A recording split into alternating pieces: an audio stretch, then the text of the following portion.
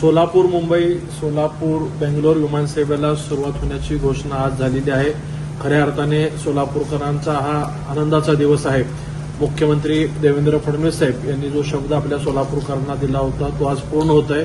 विशेषतः पालकमंत्री जयकुमार गोरेभाऊ यांच्या पाठपुराव्यातनं सोलापूरचा विकासाचा बॅकलॉग भरून निघतोय असं मी आज आवर्जून या ठिकाणी नमूद करेल।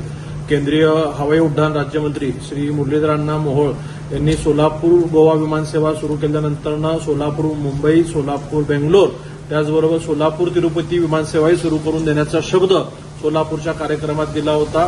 त्यासाठी महाराष्ट्र शासनाच्या वतीने विजेप देखील मंजूर झाला होता। गणेशोत्सवाच्या काळात वर्षा निवासस्थानी आम्ही अक्कलकोटचे आमदार सचिनदादा कल्याण शेट्टी दर्शनाला गेल्यानंतर मुरलीधर अण्णा मोहोळ यांची त्या ठिकाणी भेट झाली होती।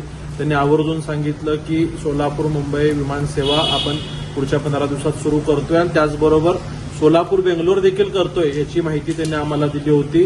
आज ही दोन्ही विमानसेवा सुरू होण्याची घोषणा मुरलीधर अण्णा मोहोळ यांनी केलेली आहे। आता निश्चितच सर्व सोलापूरकरांची जबाबदारी आहे की आपण सर्वांनी या विमानसेवेला प्रतिसाद द्यायचा आहे।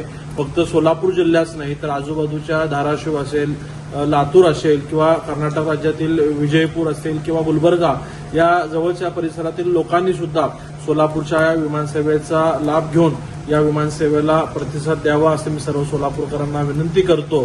पुनश्च एकदा पालकमंत्री जयकुमार गोरे साहेबांचं मी मनापासून खूप खूप आभार मानतो, कारण का ते स्वतः दिल्लीला यासाठी जाऊन पाठपुरावा करून आलेले आहेत आणि सततचा त्यांचा झालेला फॉलोअप त्यामुळेच हा सोलापूर विमानसेवेचा प्रश्न आज निकाली लागलेला आहे।